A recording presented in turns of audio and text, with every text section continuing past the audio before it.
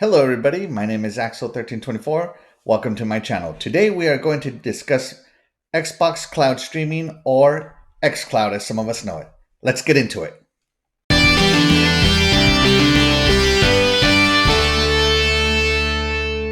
So as many of you know, Xbox claims that all you need is a controller, a cell phone, maybe a clip. I always recommend a clip, and internet access to play console quality games over the cloud. And for the most part, that's true, but there are a couple of nuances that I want to get into. So first off, let's go over the video quality. As you can see here, I have a loop going of Forza Horizon 4, but I would never play Forza Horizon 4 on Xcloud for one reason and one reason only, and that's latency. It is bad for fast games and PvP. So PvP on shooters, I like to set my sensitivity settings on my joystick's pretty high, because when I want to turn around and shoot somebody, I want to turn around quick, and I can usually center line them up and start fighting back. But on Xcloud, because there's a delay, I'll start turning, I'll see where that center line is and my natural muscle reaction is, and because of that latency, I'll overshoot it, and if I try to compensate, I'll undershoot it. On games like Forza Horizon 4, on slower cars, on slower tracks, you can definitely play. But you cannot play on faster cars. So let's pretend the hero car here, the Sienna, the McLaren Sienna, it's a pretty fast car. And you're not going to have any control on turns with this car. Even if you play with brake lines on, this car is not going to brake on time. It's not going to turn on time. You are not going to place well on against anybody, against computers, against people. It's just not going to happen. But that doesn't mean that Xcloud isn't good. So let's get into some of the good things. So Xcloud is great for slower base games, slower combat games, such as Skyrim. I'm going to use Skyrim. The older games work great on Xcloud. So Xbox does a great job of putting their legacy titles on Xcloud, and those work great. Indie games work phenomenal on Xcloud. It is my favorite way to play indie games. Streets of Rage 4 is a prime example of a game that runs great on Xcloud.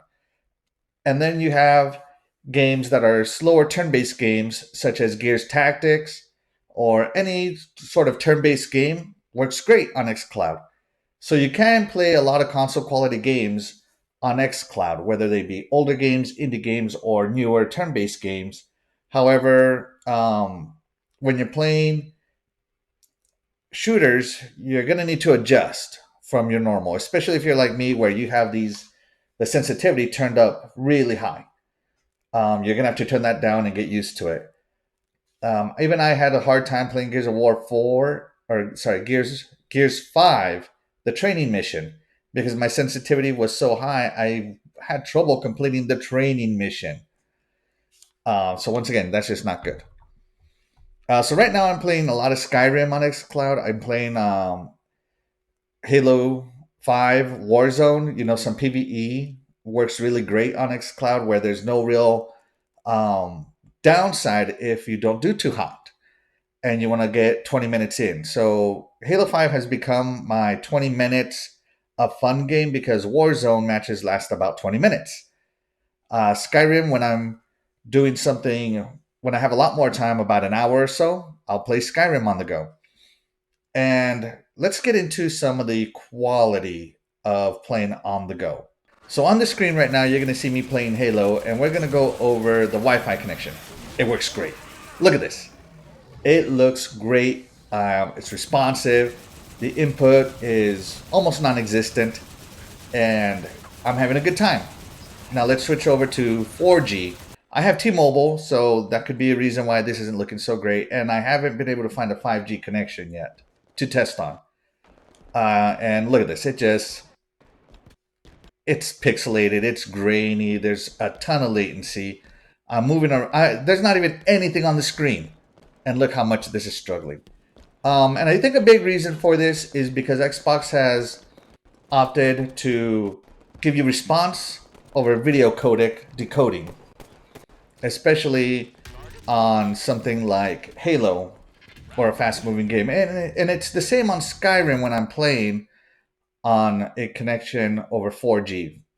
So 4G just isn't really where it's at, but Wi-Fi is great. So if you're at an in-laws house or your friend's house or bored somewhere with a Wi-Fi connection like a restaurant, you're going to get some really good connections. And you're going to draw eyes. Every time I am playing this right here, wherever I'm at, whether I'm in a parking lot waiting for my wife to come out of a shop, or whether I'm at a family event and I'm an Xbox guy. A lot of my family members are either A, not gamers, or B, PlayStation people, or C, Nintendo people, or PC Master Race. They're all interested. Are they interested enough to sign up? Not really, because you have to get this with Xbox Game Pass Ultimate, and $15 for just cloud access is not getting anybody to sign up. They should have an Xcloud only tier, I believe, that will work a lot better. And let's go to input. Input matters. Now, this is great because it's wireless, it's Bluetooth, it's great, but it's lower than, say, something such as, give me a second, something such as this, the Razer Kishi.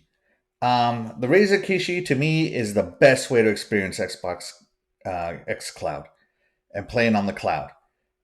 It's super responsive. It's wired in. It's not Bluetooth. And for some reason, I'm playing on a Note 20.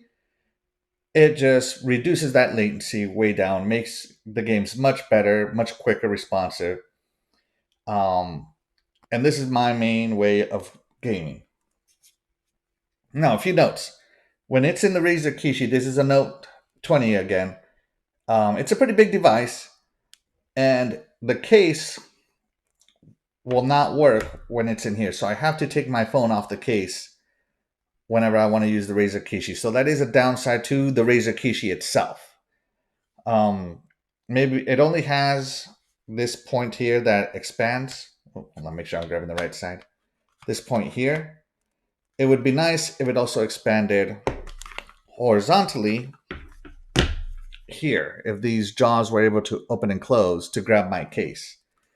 And that's where this, if you don't want to move your phone in and out of your case, the controller works great. You can directly wire the controller, but I don't know. There's just something about running a wire that I don't like aesthetically. It's not the most terrible thing in the world. It's just a preference. Another thing. Let me see. This might be best seeing if I turn it off. The Kishi will grab my phone because maybe it's a big phone so much that it's starting to peel the protective cover. So that is something to be aware of. Overall, I like Xbox xCloud. It's giving me games, my Xbox games, my Xbox profile, my experience somewhere else on the go. And that's something that I'm glad I'm alive to experience. The biggest thing is that you compare it to your console gaming experience or your PC gaming experience, and it's